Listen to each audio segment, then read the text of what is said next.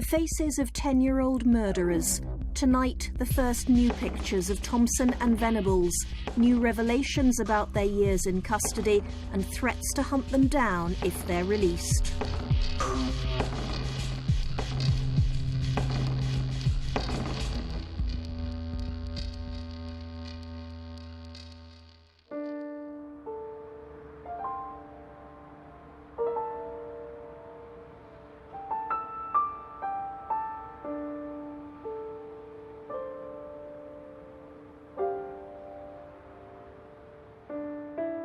It's 8 years since two 10-year-old boys murdered James Bulger.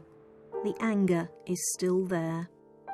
I am fully and utterly in favour of doing anything to keep those lunatics, those evil, wicked, vile people into prison, Thompson and Venables.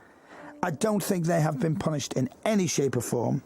They have not served a long sentence. They have not been treated like criminals. It's a regular topic on Pete Price's phone-in, and the response is always the same. Hello, Leslie. Hiya, Pete. Hiya, Leslie. What can we do for you? Where do we start, Pete, again? What do we do with them? We keep them locked up for life. Because at the end of the day, it's Ralph and Denise and the rest of their families and friends that are doing a life sentence, not them, Pete. Thank you very much for talking to us, Leslie. Let's go to another call. Hi, Paul. They should have been hung and put in jeepers. Really? You would have hung two little 10-year-old boys? Yeah, well, when they were old enough to appreciate the punishment. So you would have waited till they got older and then hung them? Yeah. So you kept them locked up and then hung them? Yeah. All right, Paul, thank you very much for that. Give us a ring, 0151 47209. The two killers are now eligible for parole, and Pete Price is among those campaigning to keep them locked up. Public opinion seems firmly on his side. It's a very emotive subject for people of Kirby, and I'm sure for the rest of Liverpool. I can't ever begin to think how two children of that age could actually partake in the evil that they did.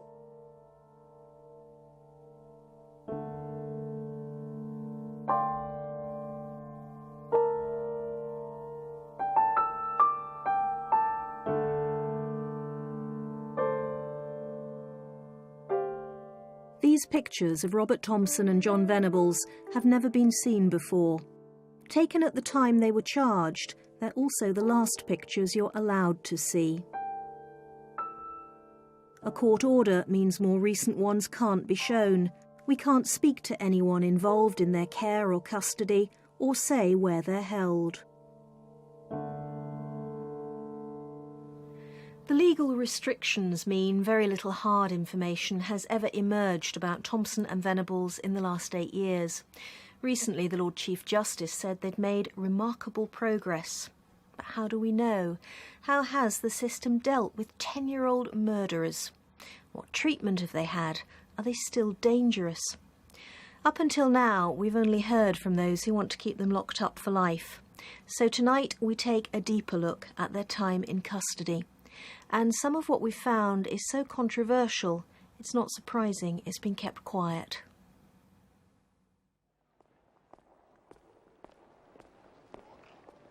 The secrecy is in stark contrast to the very public way this case unfolded. We all recognise the images. The Strand shopping centre in Bootle, a young child being led away by two older boys. Police hoped it was just teenagers messing around and 2-year-old James would be returned safely. Denise, what is your appeal to the public? If you've got me baby, just bring them back.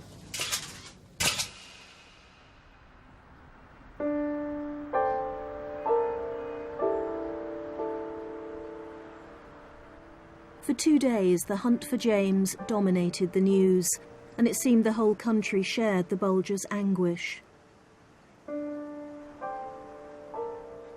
Then a group of boys playing on the railway line found a child's body.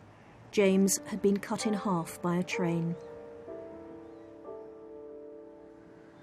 Well, it was fairly obvious that from the pattern of injuries that he hadn't been killed by the train. I mean, been run over by the train, but he had a lot of head injuries, so we weren't dealing with a train death. So tell me what the post-mortem established then about the injuries. The post-mortem showed that he had a lot of what are called split wounds or lacerations, mainly to his head, which were the result of being struck heavy blows with the bricks and the iron bar that were found at the scene. A 2-year-old battered to death, apparently by other children. It seemed impossible to believe. Over the next few days, about 60 youngsters were questioned. Then police were tipped off about 2 younger boys truanting from school when James went missing. So when they said 10-year-old boys, you think, oh well, it's got to be done. Information's come in, so we've got to go and see him and interview him. But you weren't eliminate expecting him. that they could possibly be the ones? Oh no, I didn't. I don't think the other detectives did as well. Phil Roberts led the team that arrested Robert Thompson. He lived a few hundred yards from where James's body had been found. Robert came down. He was neat, tidy, clean, ready for school. So I thought, oh well, I've got to tell him. So I sat him down on the sofa. I went down on my knees, sort of eye-to-eye contact. Said, Robert, I'm here because of James' murder. He says, yeah, no. She said, but we've been told that you might be involved in it. Then he started sort of panicking, sort of crying, but not crying with tears, just no tears, but crying. He was afraid more than anything.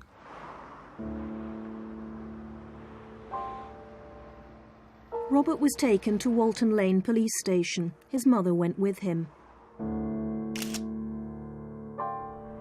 A couple of miles away, on the Norris Green estate, another team arrested John Venables and took him to Lower Lane police station. The first thing I noticed about John is that he looked far younger than the 10 years that he was in actual fact. He looked like an 8-year-old, little cherubic, angelic-looking face, supported by his mum, who was a nice, polite person. Would never have dreamt that he could be capable of a crime like this. Robert was just remarkably young. That would be the first thing that struck you. He was younger, perhaps, than anybody you'd ever seen in a custodial setting before, let alone the seriousness of the offence. He was just so small. He was clearly very vulnerable. That's the clearest memory I have of it, just seeing someone so small, so young, in amongst so many adults in such a difficult situation. Gently, gently, police began the questioning, always bearing in mind they were dealing with 10-year-olds. In the second interview, Robert admitted they'd taken James, but blamed it all on his friend John. These are the actual sound tapes of the police interviews. What time was that? When was that? I don't know. So what happened? Don't know. He grabbed the baby's hand and just walked around the strand. And then he let him go loose then. Did he? When we were by the church, he let him go. And you were with John then? You shook your head? You shook your head? Yeah. I told him to take him back. You did what? I told him to take him back. You told him to take I it back? don't know. All right, Bobby. No, you're not getting all the blame. We're just asking your son. We're trying to find the truth. We always get the blame. Wait a minute, Bobby. Listen.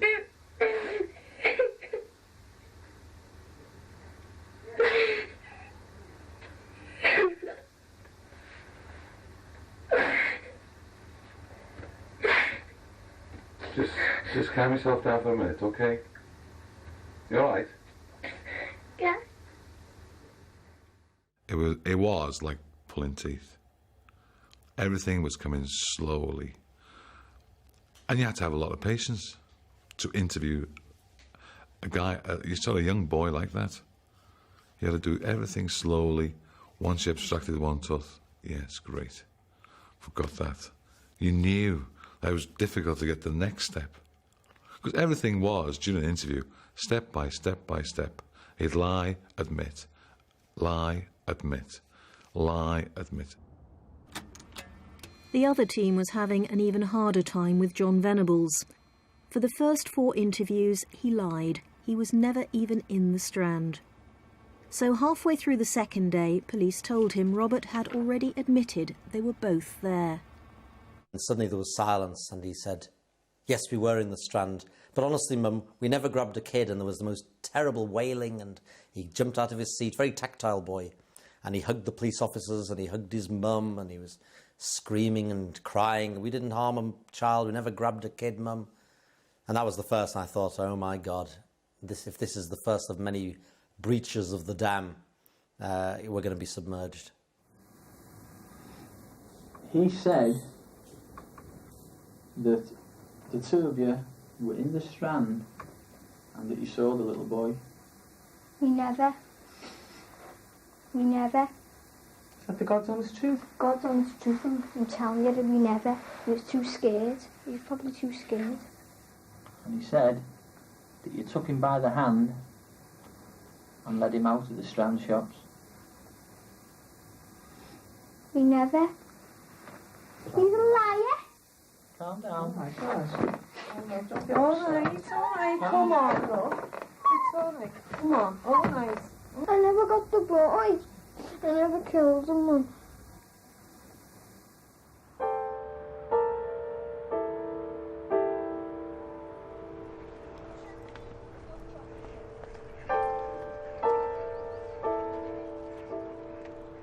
But slowly the appalling truth began to emerge. From the Strand, they'd walked James up to the nearby canal. Robert made the child kneel and look in the water, hoping he'd fall in and drown. And earlier in the day, they'd tried to snatch another young boy, but his mother had caught them just in time.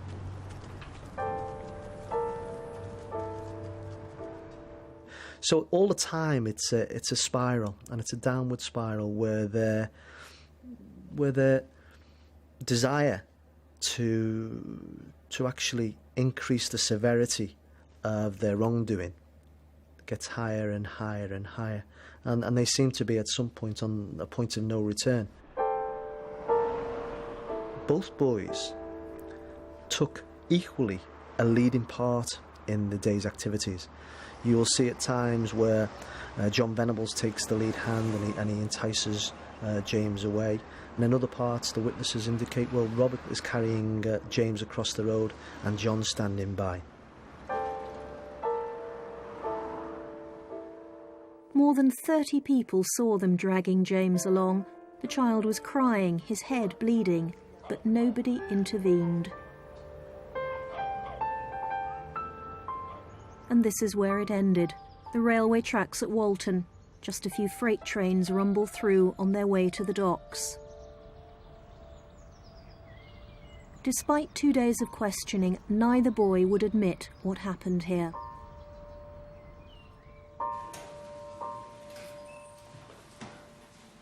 The breakthrough came with John Venables. Police thought he wouldn't tell the truth because he was frightened of his parents' reaction. So between interviews, Susan Venables told her son they'd love him whatever he'd done. And then he made what were the first admissions, and it was, yeah, okay, I killed the baby, I'm very sorry. Can you tell his mum I'm sorry, I think he said. And then from then he made certain admissions, well, certainly that he was present and inflicted some of the injuries caused on James. He took him on the railway shop and started throwing bricks at him. Why did he throw bricks at him? No. Did it make him fall over? No. So he's saying he threw the same house brick at him, full in the face, and he didn't fall over? Yeah, he did fall over. And he just kept on getting back up again. He wouldn't stay down. What was he saying while he was doing all this? He was saying, stay down, you stupid dick, and all that. Why did he want him to stay down? I don't know. He wanted him dead, probably. Back at Walton Lane, Robert Thompson denied taking any part in the killing. However, there was strong forensic evidence that he'd kicked James in the face. There was blood on his shoes. Why won't you tell us? What? Why won't you tell us? I never even killed them.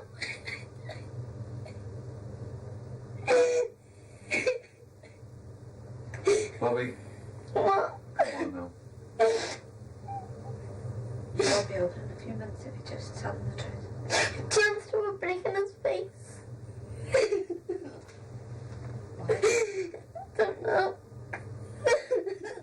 Right. Try and stop. Right. We're getting there, aren't we? We're getting to the truth now. Yeah, well, I'm going to end up getting all the blame because I've got blood on me.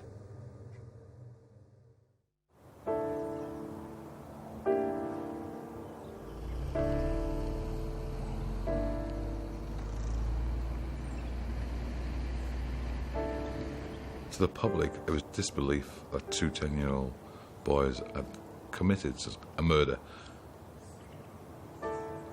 To us, it was relief, and it was dismay, really, that two 10-year-old boys could be so violent towards a young child.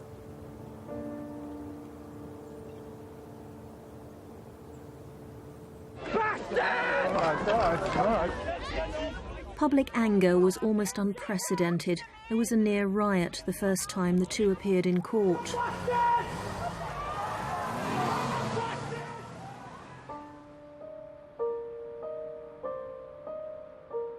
Nine months after the killing, a formal Crown Court trial. The accused, known only as A and B.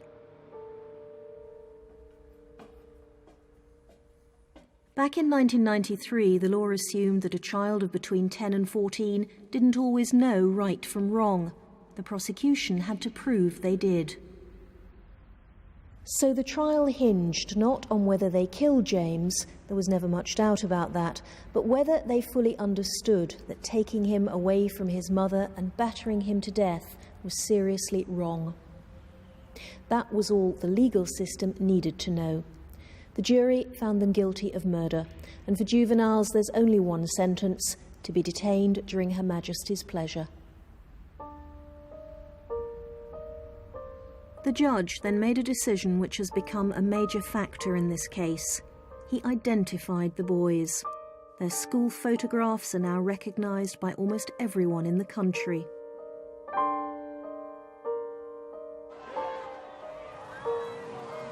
But at the same time, the judge ordered that no details of their future in custody could be revealed. It means Thompson and Venables will always be remembered, but only as murderers. However they've changed, whatever progress they've made, that's been kept secret.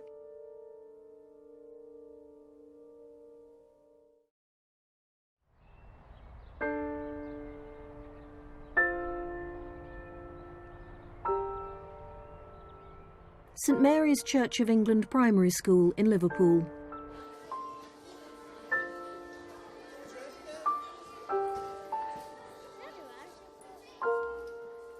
Eight months before John Venables and Robert Thompson became murderers. They're now 18, but they're fixed in the public mind as 10-year-old monsters, evil freaks of nature. Any other views, especially in Liverpool, tend to stay hidden. I didn't look upon Robert as being evil. You know, as in my eyes and what I seen of Robert, he was a normal little boy that got up to mischievous things like every other little boy. Her son was also at St Mary's, one of Robert's few friends. Much of the time, the pair of them truanted. I used to take him to school. I'd put him in one gate and he'd sneak out the other gate without me knowing. I then found out that they used to go to the shops, pinch biscuits and sweets, and they had a den, but I don't know where the den was. And they also played on the railway track. She knew her son was out of control, but didn't know what to do about it. At times, the boys roamed around until after midnight. Just couldn't find him. I used to walk the streets looking for him, and, you know, I just couldn't find him anyway. I was worried, but I didn't inform the police because I thought if I inform the police, then the welfare come on your back, and before you know it, that's it. So, you know, I just sort of, you know, plodded on and just hoped that he was all right. Robert Thompson's mother felt the same. She didn't want social services interfering. But her son, indeed her whole family, was far from all right. I think ironically that the Roberts family were emerging from a terrible period of chaos, but it was too late for Robert. Robert's father had left the home about 4 years earlier, amid great drama and trauma. His mother was drinking heavily at that time. Robert was the fifth of 6 children, and I think there was quite a lot of bullying going down the ages, and Robert was kind of at the bottom of the pile. It's a family which was desperate for help. It was fragile, it was damaged, it was vulnerable. You have a 10-year-old boy at his primary school with just on half of his education missing because of truant. It was apparent that nothing formally had been done about that.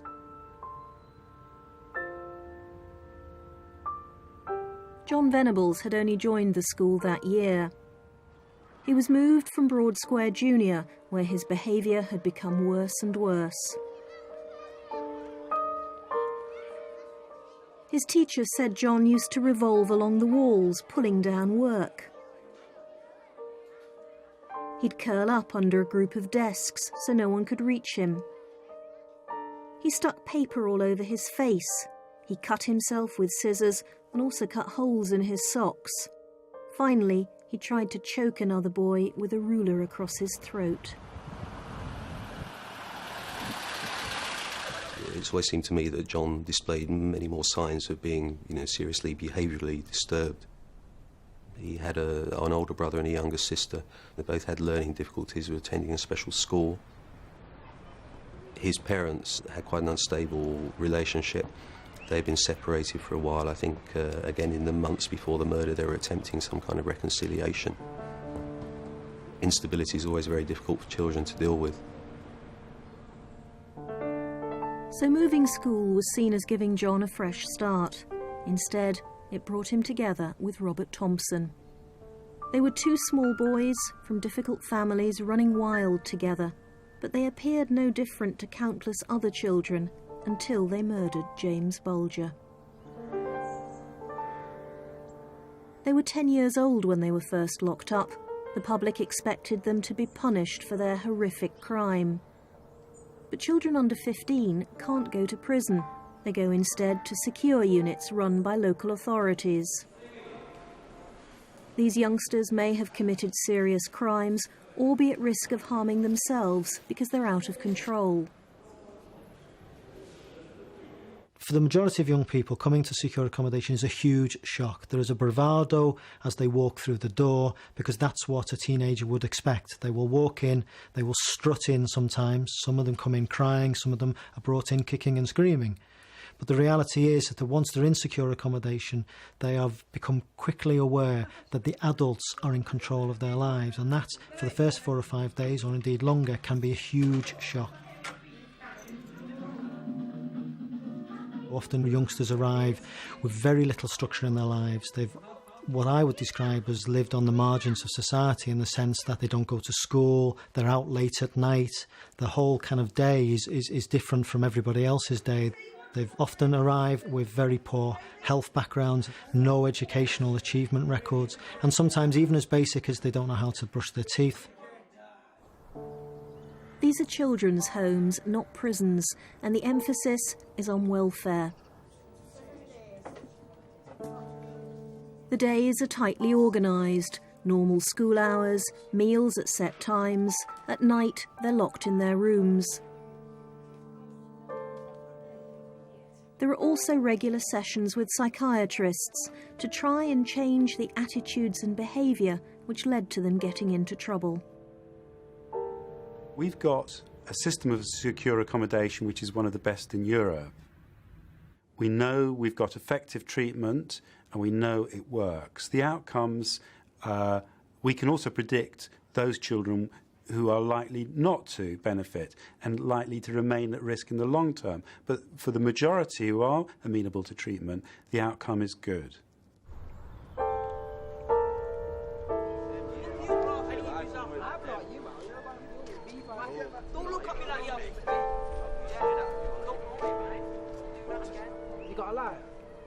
Leon McEwen was 13 when he was sentenced to 5 years for arson. He ended up in the same secure unit as Robert Thompson. Leon knew who he was, although it was never discussed. I had an idea because I read the papers and listened to the news and that, so I didn't really want to hear it, what he did from his mouth, because I just thought it was sick.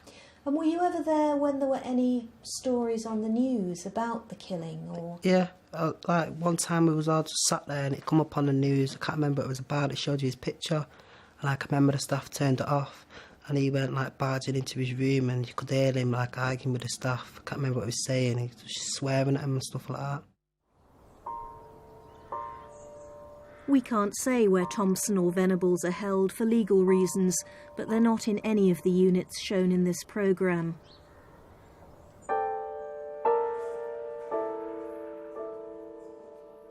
The regime in all of them is similar. Thompson, like everyone else, has his own room. His room was probably like the packed one out of the whole unit because he was there so long. We had like Liverpool posters. They had like pictures with like lava painted like matchstick people and stuff like that. And he had like a Liverpool duvet. Just had a foot spa in his room, and like if he was lending the PC from education, he used to have that in his room as well to do his work on. And I heard maybe that he'd cook meals for other people sometimes. Do you know? Yeah, he used to cook meals for his family. Like if he had a visit, like at 7 o'clock, he used to take his family down to like the education bit, like the cooking like class, and like his family used to sit there while he used to cook him a meal. All these revelations will undoubtedly add to the outrage in Liverpool, where people already feel James Bulger's killers have been pampered, not punished.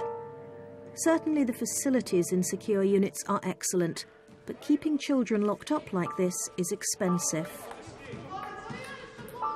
On average, it costs somewhere in the region of £3,000 a week, but I regard that as an investment for the future.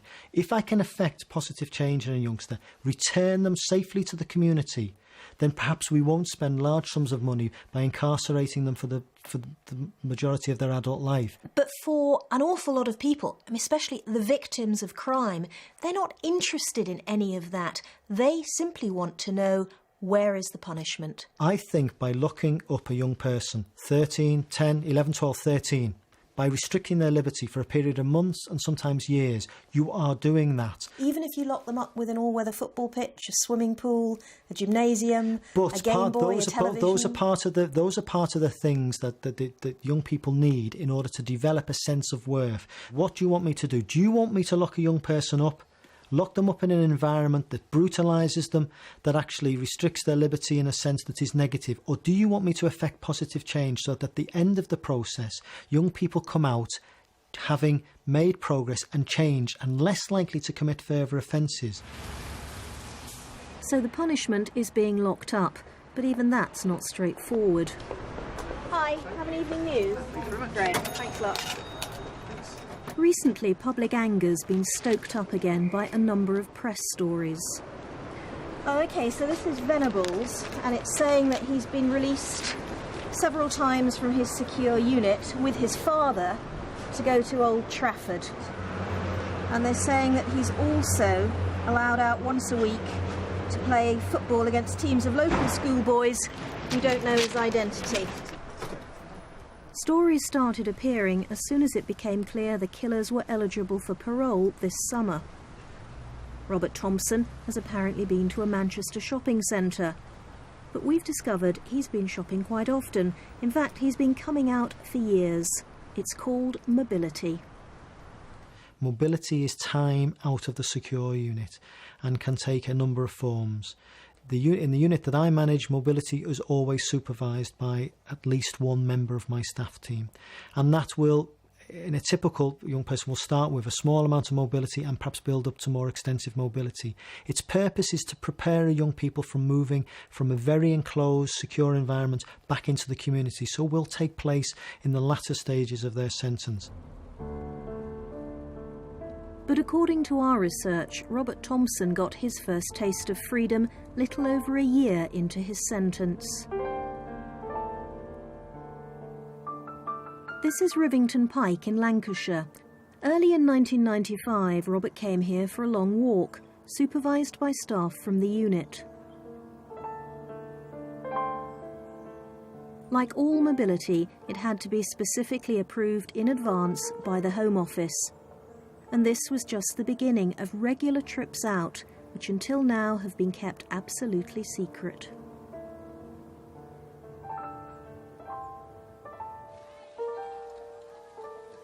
In 1996, Robert began monthly visits to a sports centre.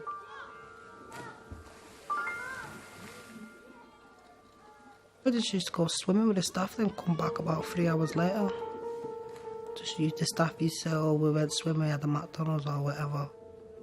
I used to know we went out because, like, I used to say to the staff, oh, where have you been? He'd say, oh, been to this shopping centre with him, stuff like that, or to the park with him or wherever. Robert also likes going to garden centres, and it's not unusual now for him to leave the unit at least once a week. According to our investigation, he's been all over northern England. From Sellafield in Cumbria down to Jodrell Bank in Cheshire. He's had days out in Chester and in York. Over the years, Robert Thompson's trips have got longer and further afield, in line with standard policy on mobility.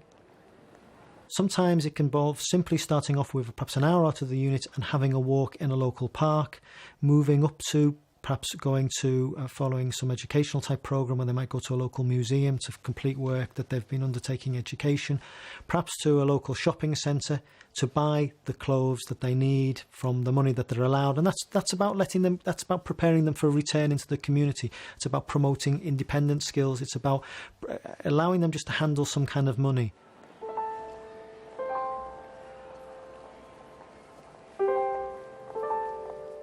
On one hand, it appears a sensible and humane policy.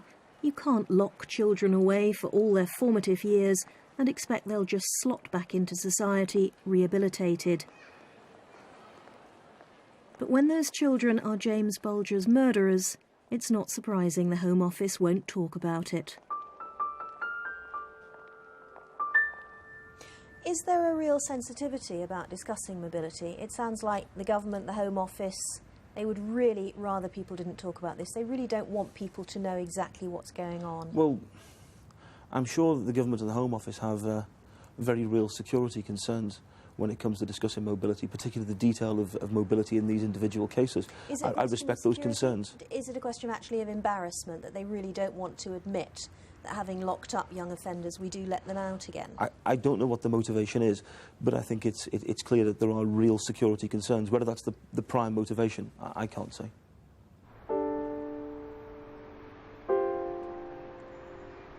In the end, the only justification for this policy of welfare rather than punishment will be, has it worked? How much have Robert Thompson and John Venables changed in the last 8 years? The first progress that I could see was academic, that he was doing very well at school. He was doing well with particularly with his arithmetic, and his English was very good. And you may say that he was a captive audience, as it were. Didn't have the same distractions as a schoolboy at large would have. Robert Thompson has also caught up on his education. We've discovered he's taken GCSEs in English, maths, history, science and textiles, and he's since gone on to pass A-levels. Last year, the Lord Chief Justice said the killers had now served enough time to punish them. They shouldn't be sent to the harsher environment of a Young Offenders Institute, because that would undo all the good work that's changed them almost beyond recognition. in my personal opinion, one adjective to describe him that stands out about him more than perhaps about anybody else. He is a remarkably thoughtful young man for a man of his age. Careful, thoughtful, considerate of other people's feelings, to a degree that is, in my view, exceptional amongst 18-year-old people. But is it time to let them out?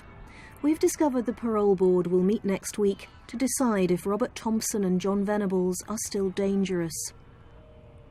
If they're released, James Bulger's father has said they'll be hunted down, and people may already be making plans to do just that.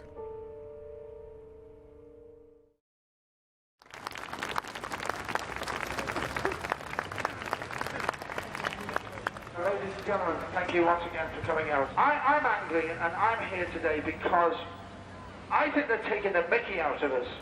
You're here with children today.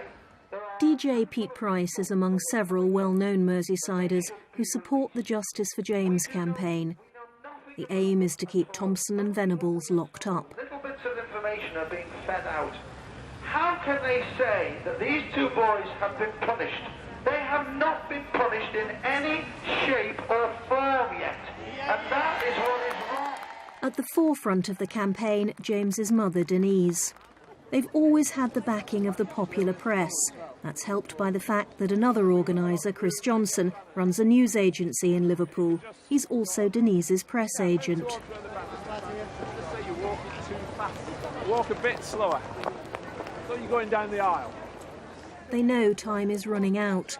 The killers could be released this summer. The campaign to stop that is picking up pace. They shouldn't be allowed out, should they? They knew what they were doing.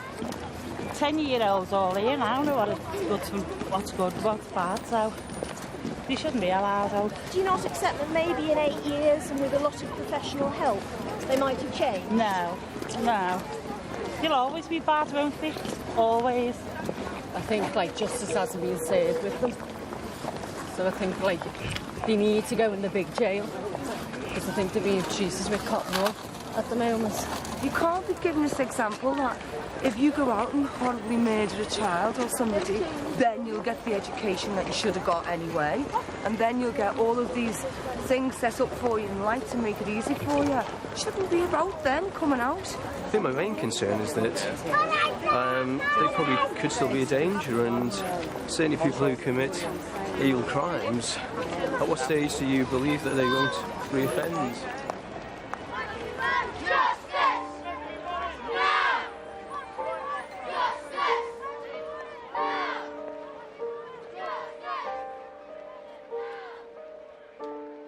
The view that Robert Thompson is still violent has been fuelled by two recent press stories. An official-looking report describing a fight was in fact a complete forgery, which Scotland Yard is now investigating. There never was a fight. There was a scuffle with another boy, but he turns out to have been a drug addict who provoked the argument and then sold his story to the press. In terms of the press interest, these two boys continue to be demonised, and there is a kind of vengeful mood around the case, which I feel that the newspapers do a lot to stoke.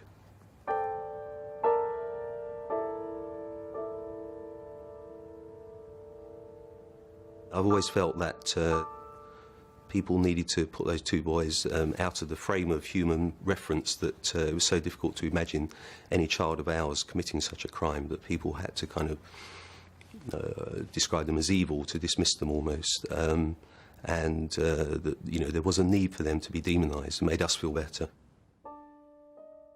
There's always been talk that they mutilated James and sexually abused him.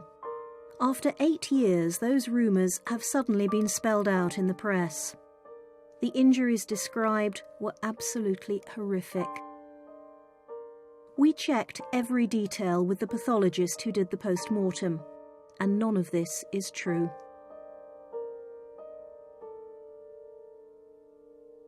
There are a lot of opinions which are held by people about this offence which are inaccurate as to what happened, as to what was done, which caused me an enormous amount of concern. as to why the public seem to want to bring those stories into existence when the crime itself was bad enough. To me, it seems to devalue the crime and the life that was taken to try and make it worse, as though that were not bad enough. In contrast to the false press stories, the real developments have taken place quietly.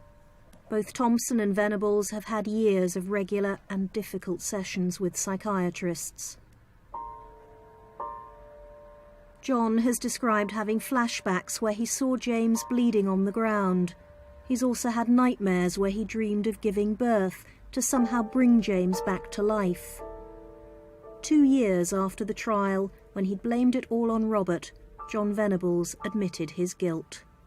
A serious crime inflicts tremendous hurt and damage on other people, and part of the process is that the young person has to take that on board and acknowledge it, taking on the responsibility for their actions, but most painfully taking on the emotional consequences of their actions. And that's a very difficult and painful thing for anybody to do.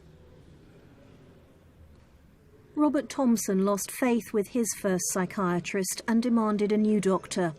But he wouldn't open up to her until she agreed to an extraordinary deal. She'd only write down minimum details of what he told her. Only then did he also admit killing James.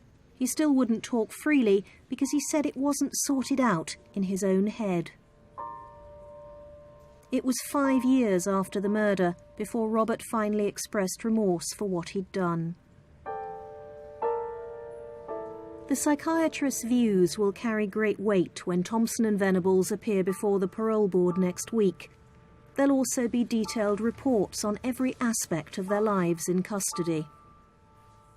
Is this a particularly difficult case, do you think? Yes. With the extent of the media coverage, it's a real hot potato.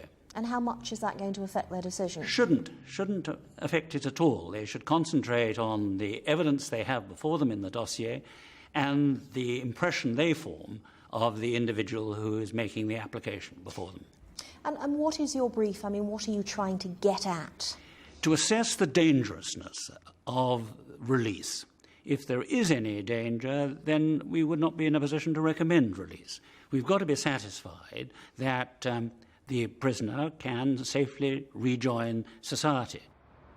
Pete Price unzipped. Call now 0151. Safety cuts 2 ways. Would Thompson and Venables themselves be safe if they were released? James Bulger's father has already said in public they'd be hunted down, and that does seem to be the view in Liverpool. But the point I wanted to make was that someone's going to pop at them, someone's going to have a go at them, and that's the point. Whatever happens, it will be discovered where they are, and we will be waiting for the headline in the paper that they have been killed. Oh, they will be killed. Wherever they go, they will be killed. We've got these draconian laws that are protecting these two when they come out, and in fact, the internet will make a nonsense of that. Or do you not agree? I mean, well, I think you're right, because they're going to be haunted and hunted for the whole of their lives. Now, I think that, Denise and Ralph will probably take some comfort from that, and who can blame them? Already there are stories that an up-to-date picture exists of Robert Thompson. A court order means television and newspapers can't publish it, but that doesn't mean it's not being circulated. The internet is almost impossible to police. It's not just websites, it's the huge volume of email traffic. Someone connected with the Justice for James campaign has emailed me the photograph. It's a picture of a teenage boy, and either side of it the original schoolboy photos of Thompson and Venables. So is this part of the campaign? I don't know of the Justice for James campaign circulating any photographs. That's news to me. Really? I mean, I've got the photo. I can show it to you. I mean, here you go. This was sent to me by someone from the campaign, and they got it from someone else in the campaign. I mean, this is a dangerous policy, isn't it? I mean, this is incitement to murder. That certainly is not anything to do with the Justice for James campaign. It's nothing that I know of in terms of it being circulated, certainly officially, by anyone in the campaign. It's not official policy. It can't be published. Are you saying that's not something you'd approve of then, circulating well, this it's photograph? not for me to approve or otherwise. I don't...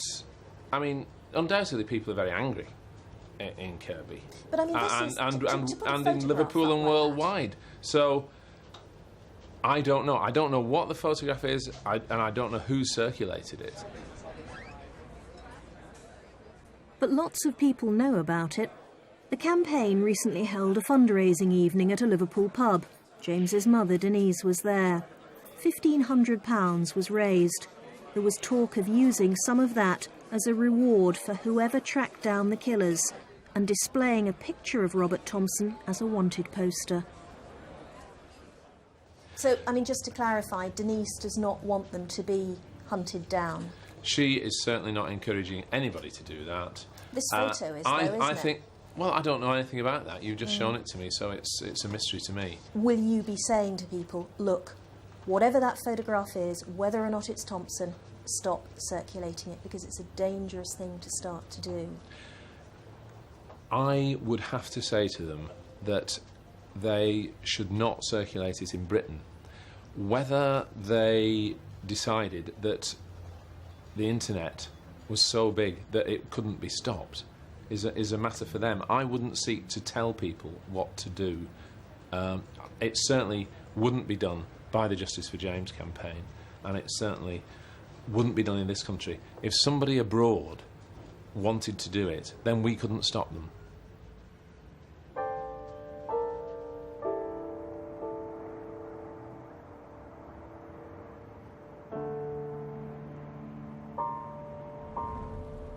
The internet is difficult to control, but so is a mood of retribution. We've discovered other teenagers in custody have already been mistaken for the Bulger killers and beaten up. And a woman in Wales was mistaken for one of their mothers. People threatened to firebomb her home. But is the picture Robert Thompson? Leon spent 2 years locked up with him. So, have a look at that. Is that him? Could be. The eyes and the eyebrows are like his, but it's not that clear. Just a face. You can't be certain? No. Is that because of the quality of the photograph, or what? Can't really see the face anymore, but the face looks a bit like him, but it's just the body as well. But you can't be 100% certain?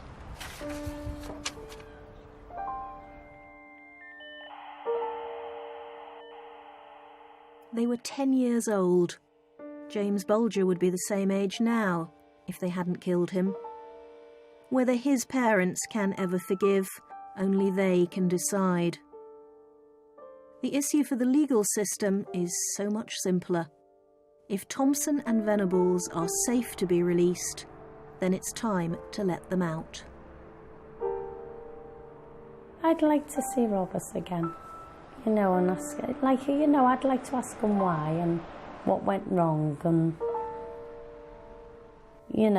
could he have come to me and told me what he was doing, and I'd talk to Roberts. I wouldn't sort of tell him to go away, because there's a reason for everything, isn't there?